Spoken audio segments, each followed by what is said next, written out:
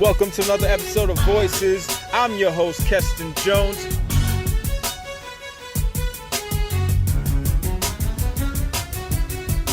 Visionaries offering information with clarity, expertise, and substance.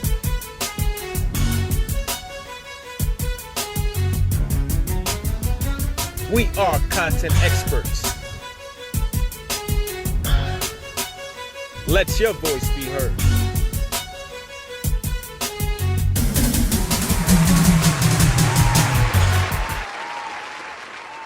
Welcome to another episode of Voices. I'm your host, Keston Jones, and with me we have another special guest. How are you doing, brother? I'm blessed, brother. I'm blessed. God is good. So with me today we have Mr. Kevin Renny Smith. This is an individual that is doing great work in the community, and for me, one of the things about Voices is to show to really elevate the voices of individuals from our community. Individuals that in many instances may not be able to share some of the unique work that they're doing. And in particular for Mr. Renny, you know, for Renny himself, for somebody who's been through some of the things that he's been through, I think it's important that we share that particular story. So without further ado, Renny, let your voice be heard, man. How you doing, man? I'm blessed, man. You know, God woke me up, gave me another day. So what I didn't get right yesterday, I could get right today, brother. All right. So speaking of getting right, let's share some of the things about yourself. You know, let's talk about your upbringing. You know, where you're from in terms of the borough, the community you're from, and tell me something about your community that is unique for someone who doesn't come from your community. Well, my mother is from Bennesville, South Carolina. Okay. She came to New York, I believe, when she was about 10 years old. She had me, I believe, when she was about 26 years old. I'm from Bedford-Stuyvesant, Brooklyn. Okay, Bed-Stuy, do or die. Yeah, 40 years ago, I would have said Bed-Stuy, do or die, but today I say Bed-Stuy, stay alive. Okay. Yeah, I said Bed-Stuy, stay alive. And one of the things I always found that was unique about my community is that it was community friendly. When I was a kid coming up, you know, all families looked out for each other. You know, every child was a mother's child, you know. An elder in the community could tell the child what to do, what not to do, you know, some of the right things. And also, as a kid growing up, I don't remember no family going to bed hungry, because we always made sure we looked out. So what do you believe changed in our community that we went away from that, you know, that village mentality? What do you think changed?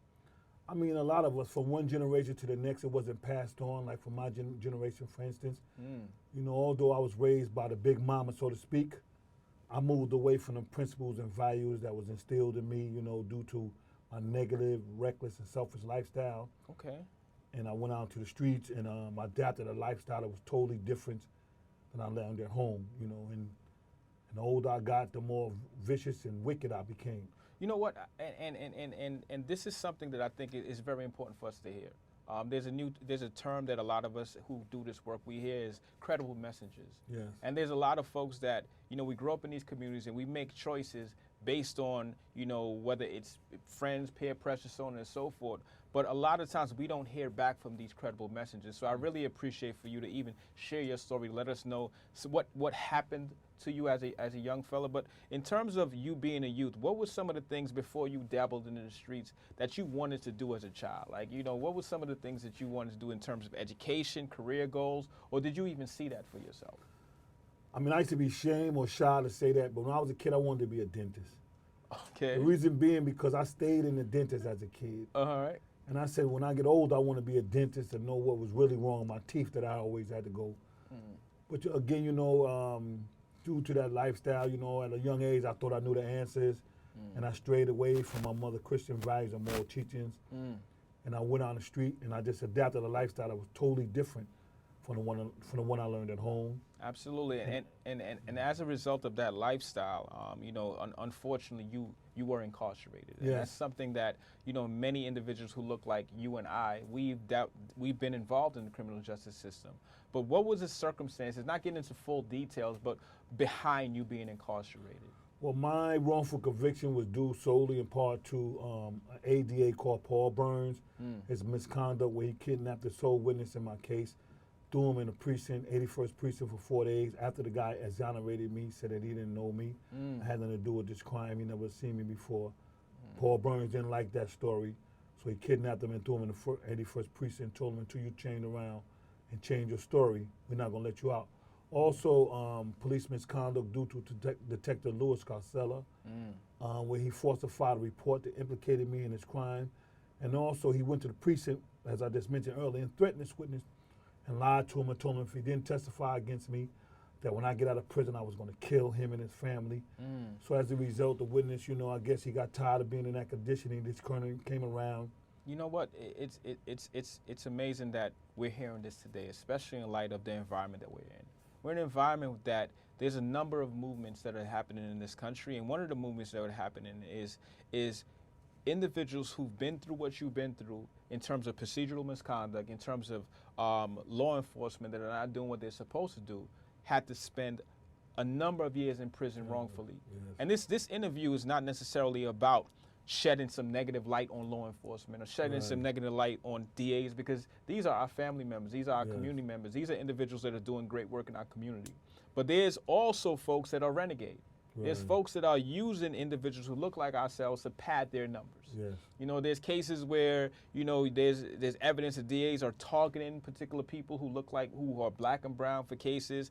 And when these individuals go, there's all of a sudden there's no more arrests for burglary or whatever the case may be, because it wasn't the fact that these individuals were doing it.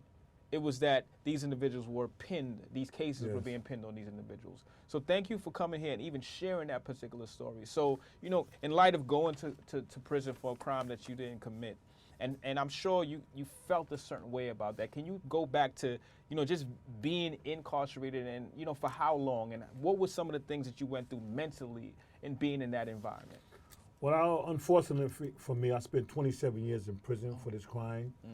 When I was in prison, when I first came through, I was numb. What I mean by that is, I just came through and I was asleep. I went through the law library trying to get out, but I wasn't centered, focused. And let's talk about the law library. What is the law library?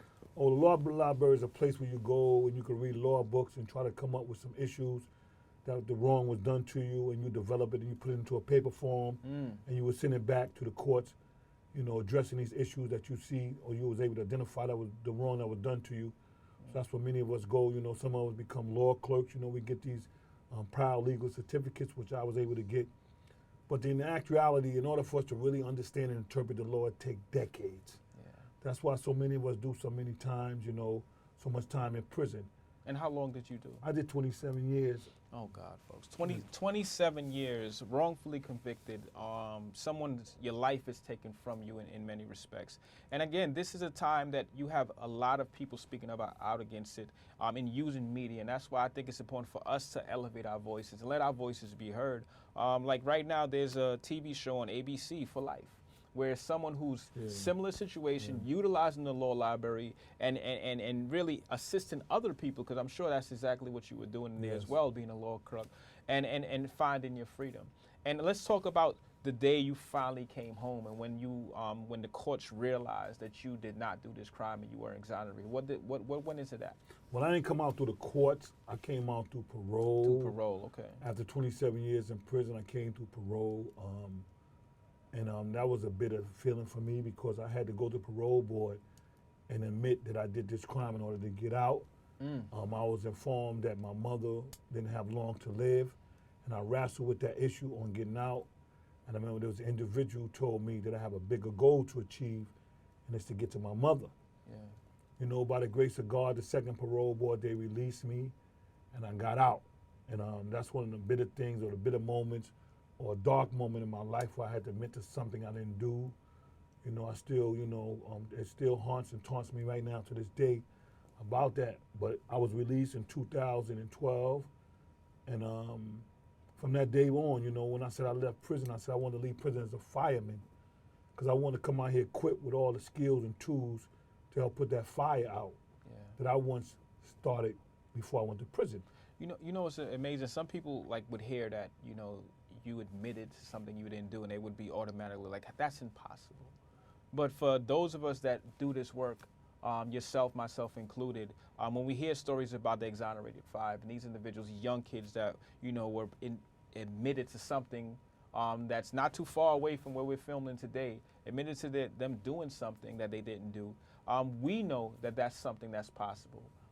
You yourself, you have a hat on, Kobe Bryant hat, and in light of him passing away, there's people that may use, his legacy and want to tarnish it in some ways because of something else he was arrested for Yes. and charged for, and they believe that just because the case went away, he did it or whatever the case may be. And we know that the law enforcement, the legal system that Black and brown folks have been a part of and been ushered in and harvested like Florida oranges, we know that many people who look like us who have been put in a position and given a moral dilemma and basically told, do you want to go home or do you want Exactly. to, and a lot of people have made these tough decisions. So I have cases where I've had individuals that had to do that on a number of occasions. So we're familiar with that, and in going through that and going through the years that you've been incarcerated, you were incarcerated, why aren't you or should I ask you, are you bitter? Are you very angry at the system, or is there a higher cause that you've realized that you were put in a position to do? Well, I would like to reach for Nelson Mandela, the late Nelson Mandela quote, who also served the same amount of time I did, with 27 years. 27 years, yeah. And he said if he'd have left prison bitter, he would still be in prison. So I follow that same perspective. Yeah. I mean, I still would be incarcerated. That was as I said, a dark period in my life. I understand why I went there, what I did. But the great thing about it, unique thing about it, is I was able to go there and better myself.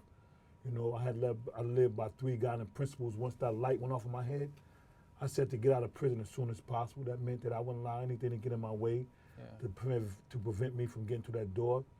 The second principle was to get out of prison in a better condition than when I came in.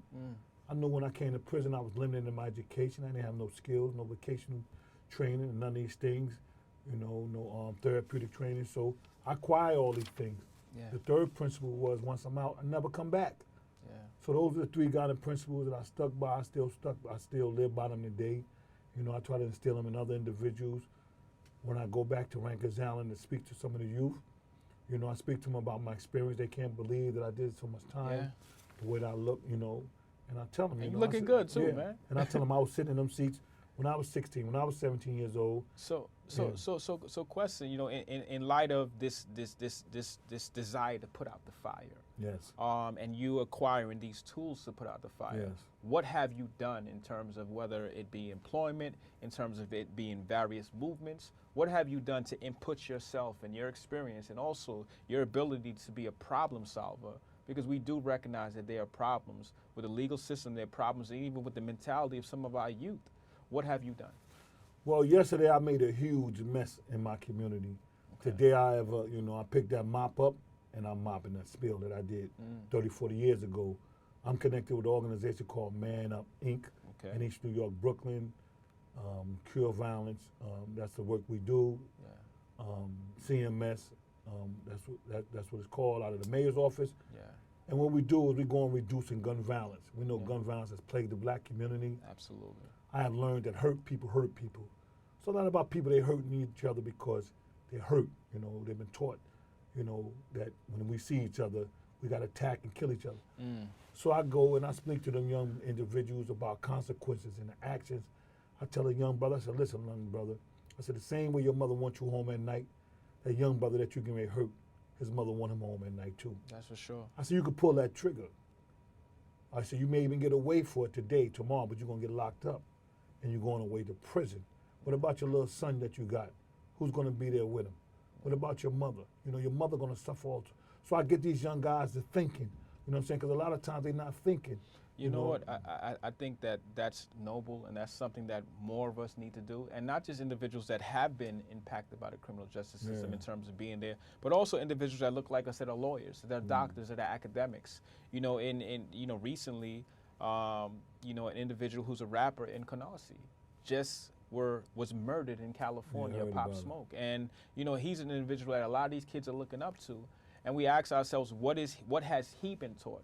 Right. To allow his mouthpiece to be, in some cases misogynistic lyrics, in some cases whatever. And this is not in any way any kind of condemnation or anything of this individual, but this is saying that our heroes in our community can be other individuals like lawyers and doctors and judges and principals and all that other stuff. We need to show our youth right. a different way. And I'd like to thank you for the work that you do. I'd like to thank you for your continued, despite some of the things that you've been through, I'd like to thank you for your continued advocacy, because we really appreciate you. We really appreciate your energy. For having me here. And you know, any words that you want to leave us with, any words that you want to leave the viewers with, in terms of the work that you do, or anything that you want to look forward to, please, direct. Well, I'm also a co-founder of the Families of the Wrongfully Convicted. Myself, Derek Hamilton, Lonnie Surrey, and Derek Hamilton's wife Nicole. Well, what I also do is we assist individuals who have been wrongfully convicted and innocent in prison. You know, they send us letters and paperwork. You know, we work on trying to get them out. And like I said, you know, I have a strong passion for reducing gun violence in my community. You know, I really take that serious. It hurts me when I look on the news and see people younger than me, you know, that's committing these crazy, you know, these crimes. But I know where it's going. I always tell people that if we're not directly affected by gun violence, we're definitely impacted by it. So I speak to the community and I ask them, you know, we all got to get involved in trying to do something to stop this. You know, that's one of my main things. I really want to stop the way we're hurting and killing each other in our community. Absolutely, man. So we really appreciate you. Thank you, Renny, for being here. Once again, this has been another episode of Voices, Visionaries offering information with clarity, expertise, and substance. For those individuals that this episode resonates with you, if you have family members that have been impacted by the criminal justice system, or just want to spread this message, please like, please share, please comment. Thank you once again. This has been another episode of Voices. Peace. Peace. Hotep.